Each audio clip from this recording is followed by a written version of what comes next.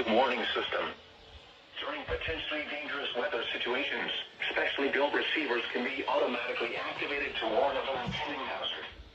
Tests of the signal and receiver's performance are normally conducted between 11 a.m. and noon each Wednesday. If there had been a threat of severe weather, the test would have been postponed until the next available good weather day. Reception of this broadcast and the warning alarm will vary at any given location. This variability, normally more noticeable at greater distances from the transmitter, can occur even though you are using a good quality receiver in good working order. The warning alarm will be activated for hazardous watches and warnings. For station WXL70, broadcasting near Charlotte, on a frequency of 162.475 MHz, the warning alarm will be activated for the following counties in North Carolina.